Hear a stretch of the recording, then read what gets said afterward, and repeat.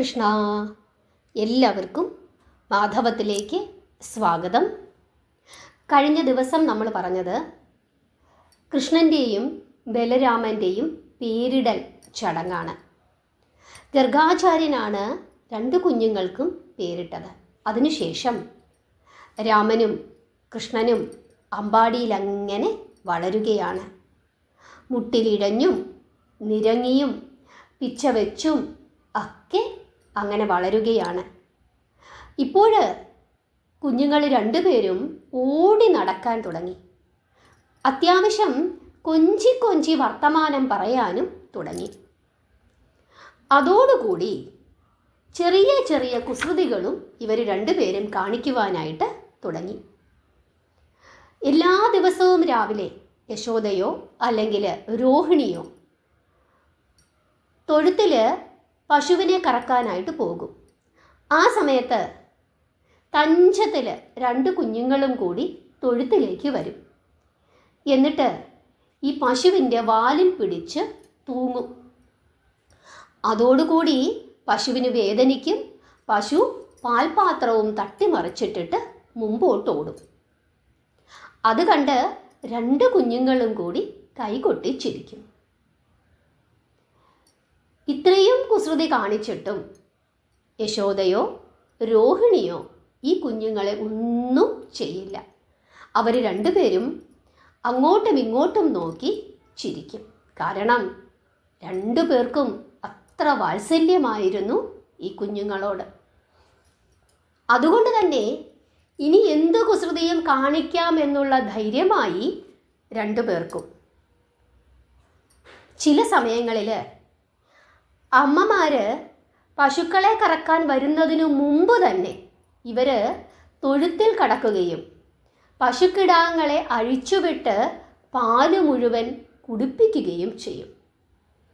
എന്നിട്ട് പാല് കറക്കുന്ന പാത്രത്തിൽ ചില സമയത്ത് രണ്ടുപേരും കൂടി ഗോമൂത്രം ഒഴിച്ച് നിറച്ചു വെക്കുകയും ചെയ്യും. എന്നിട്ട് ഞങ്ങൾ ആരും ഇതൊന്നും അറിഞ്ഞില്ലേ, ഞങ്ങൾ ഇതൊന്നും ചെയ്തില്ലേ എന്ന് പറഞ്ഞ് ആ രീതിയിൽ ഇവർ രണ്ടുപേരും ആ മുറ്റത്തൊക്കെ ഇങ്ങനെ ഓടി നടന്ന് കളിക്കും. അമ്മമാർക്ക് മനസ്സിലാവും. അമ്മമാർ ഒരു കുഞ്ഞു വടിയുമെടുത്ത് ഓടി വരുന്ന സമയത്ത് ചിരിച്ചുകൊണ്ട് അവർ ഓടിക്കളയുകയും ചെയ്യും. ഇങ്ങനെ പല വിധത്തിലുള്ള കുസൃതികൾ രണ്ടുപേരും കാണിക്കുവാൻ തുടങ്ങി. ഹരേ കൃഷ്ണ. കണ്ണടച്ച് നിങ്ങളെല്ലാവരും യശോദയോ രോഹിണിയോ ആയി മാറണം. ഈ അമ്മമാർ വീട്ടിലെ കാര്യങ്ങളൊക്കെ നോക്കുന്നതിനായിട്ട് അടുക്കളയിലേക്ക് പോകുന്ന സമയത്ത് സൂത്രത്തിൽ ചിലപ്പോൾ രാമനെ പോലും കൂട്ടാതെ കൃഷ്ണൻ എന്ത് ചെയ്യുമെന്നറിയാമോ? പാൽപ്പുരയിലൊക്കെ കയറി അവിടെ കാണുന്ന മൺപാത്രങ്ങളെല്ലാം കടക്കോലിനാൽ തല്ലിപ്പൊട്ടിക്കും. ഉറികളിൽ പാലും തൈരും നിറച്ച് തൂക്കിയിട്ടിരിക്കുന്ന കലങ്ങളുടെ മൂട് കടക്കോലിനാൽ കുത്തിപ്പൊട്ടിക്കുകയും അപ്പോൾ ആ ദ്വാരത്തിൽ കൂടി കീഴോട്ട് വരുന്ന പാലോ തൈരോ എന്തായാലും മുഖമുയർത്തി വായും പൊളിച്ചു നിന്നുകൊണ്ട് കൃഷ്ണൻ നിറയെ കുടിക്കുകയും ചെയ്യും. ബാക്കി താഴെ വീഴും. ആ താഴെ വീഴുന്നത് പൂച്ചകൾക്ക് കൊടുക്കുകയും ചെയ്യും. ചില സമയത്ത് ഈ കളിക്ക് ചേട്ടനെ കൂടി കൂട്ടുകയും ചെയ്യും. ചില സമയങ്ങൾ എന്തു ചെയ്യും ഇവർ രണ്ടുപേരും കൂടി? മറ്റൊരു കുസൃതിയാണ്. അതായത് മുറ്റത്തൊക്കെ ജലം നിറച്ച് പാത്രങ്ങൾ വെച്ചിട്ടുണ്ടാകും. ആ സമയത്ത് ഈ ജലത്തിൽ ആകാശത്തുള്ള സൂര്യൻ്റെ പ്രതിബിംബം കാണാനായിട്ട് സാധിക്കും. ഈ സൂര്യനെ പിടിക്കണമെന്ന് പറഞ്ഞ് ഇവർ വെള്ളത്തിനകത്തേക്ക് കൈയിടും. സൂര്യനെ പിടിക്കാൻ പറ്റില്ല. അങ്ങനെ ദേഷ്യപ്പെട്ടിട്ട് ഈ ജലപാത്രം തട്ടിമറിച്ച് കളയുകയും ചെയ്യും. എന്നിട്ട് കിടന്നു കരയും. ആ സമയത്ത് അമ്മമാർ രണ്ടുപേരും ഓടി വന്ന് കുഞ്ഞുങ്ങളെ എടുത്ത് ഉമ്മ വെച്ച് മുല കൊടുത്ത് ആശ്വസിപ്പിക്കും. ആ സമയത്ത് അവിടെ ഉണ്ടായിരുന്ന ഗോപസ്ത്രീകളും ഓടി വന്ന് കുഞ്ഞുങ്ങളെ എടുത്ത് കളിപ്പിക്കും. പ്രേമസ്വരൂപനായ ഭഗവാൻ ശ്രീകൃഷ്ണൻ തൻ്റെ മായയാൽ അമ്പാടിയിലുള്ള അബാലവൃദ്ധം ജനങ്ങളുടെയും ഹൃദയങ്ങളെ തന്നിലേക്ക് ആകർഷിക്കുകയാണ്. ഓരോ ഗോപവനിതയ്ക്കും കൃഷ്ണൻ തൻ്റേതു മാത്രം ആണ് എന്നുള്ള തോന്നലാണ് ഉണ്ടാകുന്നത്. സന്ധ്യാസമയത്ത് പൂർണ്ണചന്ദ്രൻ ഉദിച്ചു നിൽക്കുകയാണെങ്കിൽ പിന്നെ നന്ദഗോപർക്ക് ഒരു സമാധാനവും ഈ രണ്ട് കുഞ്ഞുങ്ങളും കൊടുക്കില്ല. ആകാശത്ത് പൊൻതളിക ഇരിക്കുന്നു, ഞങ്ങൾക്ക് കൊട്ടിക്കളിക്കണം, ആ പൊൻതളിക എടുത്തു തരൂ അച്ഛാ എന്ന് പറഞ്ഞ് രണ്ട് കുഞ്ഞുങ്ങളും കൂടി വാശി പിടിക്കും. പാവം നന്ദഗോപര് എന്തു ചെയ്യും? അങ്ങനെ കിടന്നു കരയുന്ന കുഞ്ഞുങ്ങളെ ഓടി വന്ന് എടുത്തുകൊണ്ടു പോകും ആര്? ഗോപസ്ത്രീകൾ. അങ്ങനെ പലതും പറഞ്ഞ് സമാധാനിപ്പിച്ച് കണ്ണൻ അവരുടെ കൂടെ കിടന്ന്, കണ്ണനും രാമനും അവരുടെ കൂടെ കിടന്ന് ഉറങ്ങുകയും ചെയ്യും. ഇങ്ങനെ പല വിധത്തിലുള്ള ലീലകളാടി അമ്പാടിയിലെ പൊൻവിളക്കായി കണ്ണൻ അങ്ങനെ വിളയാടുകയാണ്. പിന്നീട് കുറച്ചും കൂടെ വളർന്ന് തുടങ്ങിയപ്പോൾ അല്പം കുസൃതികളൊക്കെ കാണിക്കുവാൻ തുടങ്ങി കൃഷ്ണൻ. കുറച്ചുകൂടി കള്ളത്തരങ്ങളും കൂടി തുടങ്ങി. അമ്പാടിയിലെ ഗോപന്മാർ ഒരു സമൂഹമായിട്ടാണ് താമസിക്കുന്നത്. അവരുടെ വീടുകൾ തൊട്ടടുത്തടുത്താണ്. അതുകൊണ്ട് ഈ രണ്ട് കുഞ്ഞുങ്ങൾക്കും എല്ലാ വീടുകളിലും വലിയ സ്വാതന്ത്ര്യമാണ് ഉണ്ടായിരുന്നത്. കുഞ്ഞുങ്ങളെ പ്രീതിപ്പെടുത്തുന്നതിന് വേണ്ടി, അവരെ സന്തോഷിപ്പിക്കുന്നതിന് വേണ്ടി ഇവർ വെണ്ണയും പാലുമൊക്കെ കൊണ്ടുവന്ന് കൊടുക്കുകയും ചെയ്യും. എത്ര തന്നെ വെണ്ണയും പാലും കഴിച്ചാലും അതിലൊന്നും മതി വരാത്ത ഒരു സ്വഭാവം ക്രമേണ കൃഷ്ണനിൽ കണ്ടു തുടങ്ങി. മാതാവില്ലാത്ത സമയം നോക്കി വീട്ടിലെ പാൽപ്പുരയിൽ കടക്കുകയും വെണ്ണയും പാലും കട്ടു തിന്നുവാനും തുടങ്ങി. ആ സമയത്ത് തൻ്റെ കൂടെ മറ്റാരെങ്കിലും, അതായത് ചങ്ങാതിമാരാരെങ്കിലും ഉണ്ടെങ്കിൽ അതിലൊരു പങ്ക് കണ്ണൻ അവർക്ക് കൊടുക്കുകയും ചെയ്യും. എന്നിട്ട് എല്ലാവരും കൂടി പല വിധത്തിലുള്ള ലീലകളുമാടി രസിക്കുകയും ചെയ്യും. ചിലർ പാടും, ചിലരാടും, ചിലർ അട്ടഹസിക്കും, ചിലർ വഴക്കിടും, ചിലർ പിണങ്ങി മാറി നിൽക്കും. അങ്ങനെ പല വിധത്തിലുള്ള കളികളാണ് പിന്നീട് നടക്കുന്നത്. കൃഷ്ണൻ അവരുടെ എല്ലാം നേതാവാണ്. പിന്നീട് വീട്ടിലെ മോഷണം വിട്ടിട്ട് അയൽ വീടുകളിലും കയറാൻ തുടങ്ങി കൃഷ്ണൻ. ആരുമില്ലാത്ത സമയം നോക്കി അവരുടെ വീടുകളിൽ കടന്ന് പല വിധത്തിലുള്ള അക്രമങ്ങളും കാട്ടിത്തുടങ്ങി. വെണ്ണ കട്ടു തിന്നുക, പാൽ കുടിക്കുക, പാലെടുത്ത് ദൂരെ കളയുക, പൂച്ചയ്ക്ക് കൊടുക്കുക, കലങ്ങൾ ഉടയ്ക്കുക, കടകോലെടുത്ത് ദൂരെ കളയുക, ഇങ്ങനെ പല വിധത്തിലുള്ള കുസൃതികളും കാണിക്കുവാൻ തുടങ്ങി. അങ്ങനെ ഉപദ്രവം സഹിക്കവയ്യാതായപ്പോൾ ഗോപസ്ത്രീകൾ എല്ലാവരും കൂടി വന്ന് യശോദയോട് പരാതി പറഞ്ഞു. അവരുടെ പരാതിയെല്ലാം യശോദ കേട്ടു. യശോദയ്ക്കറിയാം തൻ്റെ കുഞ്ഞിന് അല്പം മോഷണമൊക്കെ ഉണ്ട് എന്നറിയാം. പക്ഷേ യശോദ അവരോട് പറയുകയാണ്, അവനൊരു കൊച്ചു കുഞ്ഞല്ലേ, നല്ലതും ചീത്തയും തിരിച്ചറിയാൻ പാടില്ലാത്ത പ്രായമല്ലേ, അവൻ എന്തെങ്കിലും ഉപദ്രവം നിങ്ങളോട് ചെയ്തിട്ടുണ്ടെങ്കിൽ സ്വന്തം കുഞ്ഞെന്ന പോലെ നിങ്ങൾ കരുതുക, ക്ഷമിക്കുക. തല്ലേണ്ട പ്രായമായിരുന്നുവെങ്കിൽ ശാസിക്കുകയെങ്കിലും ചെയ്യാമായിരുന്നു. ഈ മുലകുടി പ്രായത്തിൽ ഞാൻ എങ്ങനെയാണ് അവനെ വഴക്കു പറയുന്നത്? അതൊരു ബാലശാപമായിട്ട് തീരില്ലേ? എൻ്റെ കുഞ്ഞുമൂലം നിങ്ങൾക്ക് എന്തെങ്കിലും ഒരു സങ്കടം വന്നിട്ടുണ്ടെങ്കിൽ, നഷ്ടം വന്നിട്ടുണ്ടെങ്കിൽ ഞാനത് പരിഹരിക്കാം, നിങ്ങൾ വിഷമിക്കാതിരിക്കൂ എന്ന് യശോദ അവരോട് പറയുകയും ചെയ്തു. കൃഷ്ണൻ ഇതെല്ലാം കേട്ടുകൊണ്ട് ആ മുറ്റത്തങ്ങനെ ഓടി നടക്കുന്നുണ്ട്. എന്തു ചെയ്യുകയാണ്? ഒരു ചിത്രശലഭത്തെ പിടിക്കണം എന്ന് കരുതി ഓടി നടക്കുകയാണ് കൃഷ്ണൻ. ഉണ്ണി, തങ്കം, ഇങ്ങ് വരൂ.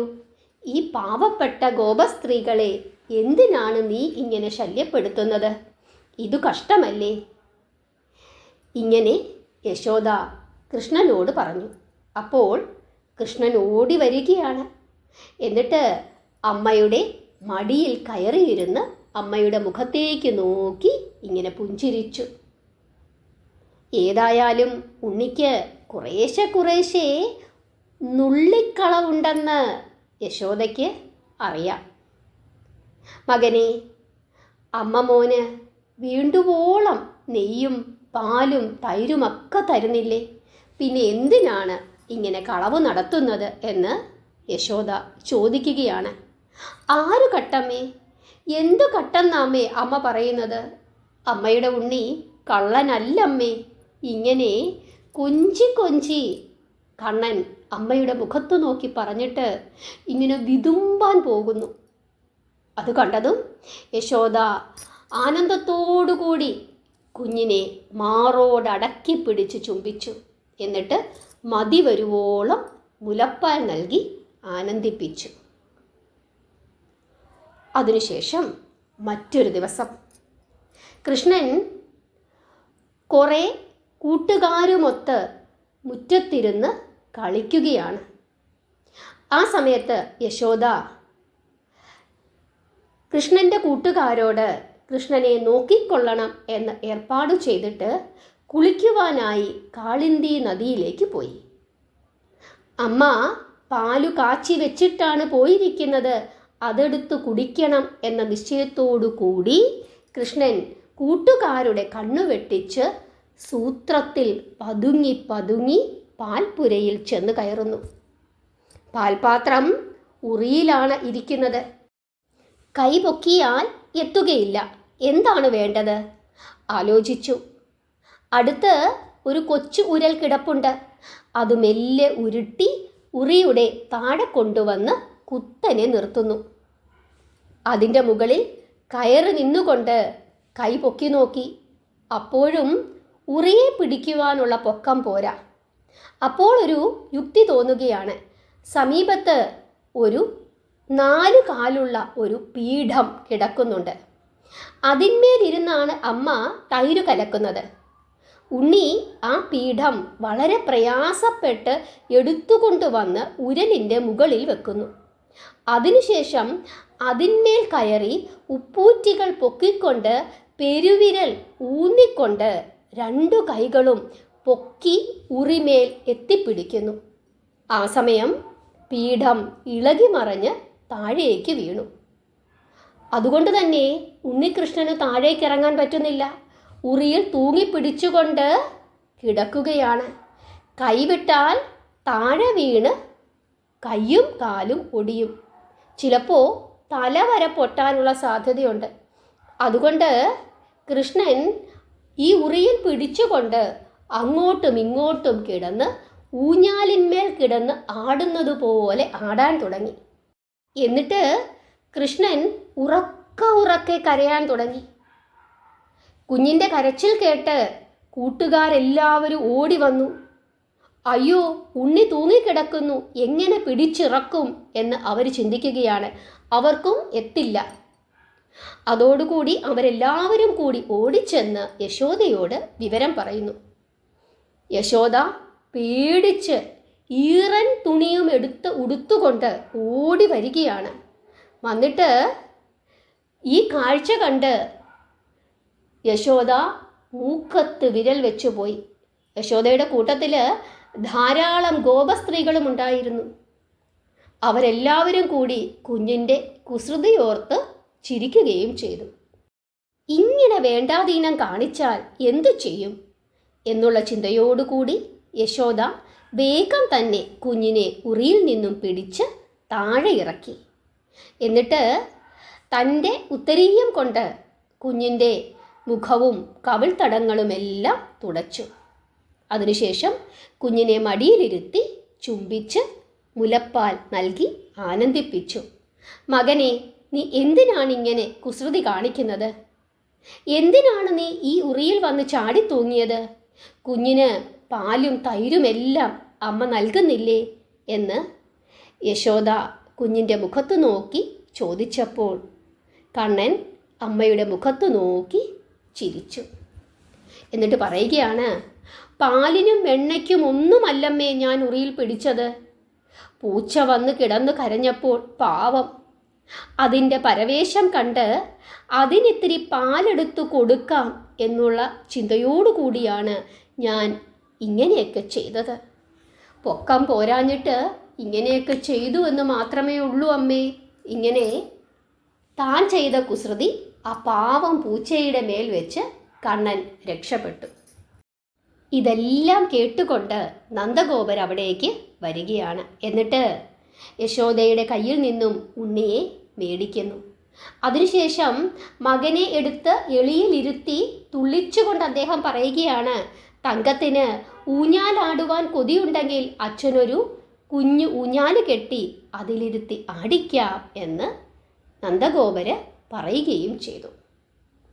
പിന്നീടും പല വിധത്തിലുള്ള കുസൃതികൾ കാണിച്ചുകൊണ്ട് കണ്ണൻ അങ്ങനെ കളിച്ചു രസിക്കുകയാണ്. പലതരത്തിലുള്ള കുസൃതികളാണ്. അയൽ വീടുകളിലെല്ലാം പോയി നിരന്തരം അവർക്ക് പല വിധത്തിലുള്ള ബുദ്ധിമുട്ടുകളും ഉണ്ടാക്കാൻ തുടങ്ങി. നിവർത്തി കെട്ടിട്ട് ഗോപസ്ത്രീകൾ വീണ്ടും വന്ന് യശോദയുടെ അടുക്കൽ വന്ന് പരാതി പറയുകയാണ്. അല്ലയോ യശോദേ, അവിടുത്തെ കുഞ്ഞിനെ കൊണ്ട് ഞങ്ങൾ തോറ്റിരിക്കുന്നു. പാലോ വെണ്ണയോ തൈരോ കവർന്ന് കഴിക്കുന്നത് കൊണ്ട് ഞങ്ങൾക്ക് സങ്കടമില്ല. കുഞ്ഞായതുകൊണ്ട് അതിനെ കുറ്റം പറയാനും സാധിക്കുകയില്ല. എന്നാൽ പാത്രങ്ങൾ തല്ലി ഉടയ്ക്കുന്നു. പാലിരിക്കുന്ന കലത്തിൻ്റെ മൂട് കുത്തിത്തുളച്ച് പാല് മുഴുവനും നിലത്തു വീഴ്ത്തുന്നു. പാലോ തൈരോ വെണ്ണയോ എന്തു വേണമെങ്കിലും കവർന്നെടുക്കട്ടെ, സങ്കടമില്ല. ഈ പാത്രങ്ങൾ എന്തിനാണ് തല്ലി പൊട്ടിക്കുന്നത്? വീടുകളിൽ കയറിയിട്ട് അവിടെ ഉറങ്ങിക്കിടക്കുന്ന കുഞ്ഞുങ്ങളെ നുള്ളി ഉണർത്തുന്നു. ചങ്ങാതിമാരെ വേദനിപ്പിക്കുന്നു. വയസ്സന്മാരായ കാരണവന്മാർക്ക് കുടിക്കുവാൻ കരുതി വച്ചിരിക്കുന്ന പാലെടുത്തു കുടിച്ചിട്ട് ആ പാത്രത്തിൽ ചാണകവെള്ളം നിറച്ചു വെക്കുന്നു. ഇങ്ങനെ എന്തൊക്കെ കുസൃതികളാണ് അവിടുത്തെ കുഞ്ഞ് കാണിക്കുന്നത് എന്ന് ഇവർ പരാതി പറയുകയാണ്. ഇതെല്ലാം കേട്ടിട്ട് യശോദ പറയുകയാണ്, നിങ്ങൾ പറഞ്ഞതെല്ലാം ശരിയാണ്, എനിക്കറിയാം. പക്ഷേ ഞാൻ എന്തു ചെയ്യും? ഞാൻ എന്തു പറഞ്ഞാലും കുഞ്ഞിന് മനസ്സിലാക്കാനുള്ള പ്രായമായില്ല. എൻ്റെ കുഞ്ഞിൻ്റെ ദുശീലം കണ്ട് നിങ്ങളാരും അവനെ വെറുക്കരുത്. പ്രായമാകുമ്പോൾ ഈ കുസൃതികളെല്ലാം താനേ മാറിക്കൊള്ളും. നിങ്ങൾ എൻ്റെ കുഞ്ഞിനെ ശപിക്കരുത്. നിങ്ങൾക്കുണ്ടായിട്ടുള്ള നഷ്ടം ഞാൻ പരിഹരിക്കാം. മംഗലം പോയവർക്ക് അത്രയും വെങ്കലം ഞാൻ നൽകാം. വെങ്കലം നഷ്ടപ്പെട്ടവർക്ക് പൊൻകലം ഞാൻ നൽകാം. നിങ്ങൾ വിഷമിക്കേണ്ട എന്ന് പറഞ്ഞ് നന്ദഗോപരുടെ പത്നി അമ്പാടിക്കണ്ണൻ്റെ അമ്മ അവരെ സമാധാനപ്പെടുത്തി.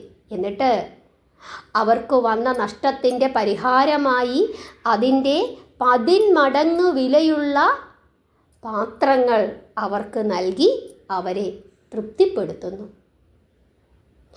അങ്ങനെ തൻ്റെ കുഞ്ഞു ചെയ്യുന്ന കുസൃതിത്തരങ്ങളുടെ നഷ്ടങ്ങൾ അതെല്ലാം ആ അമ്മ, ആ പാവമമ്മ നികത്തിക്കൊണ്ടേയിരുന്നു. ഞാനിതൊന്നും അറിഞ്ഞില്ലേ എന്ന മട്ടിൽ കൃഷ്ണൻ അപ്പോഴും അവിടെ ഓടി നടന്നു കളിച്ച് വീണ്ടും വീണ്ടും കുസൃതികൾ ചെയ്തുകൊണ്ടേയിരുന്നു. ഹരേ കൃഷ്ണ.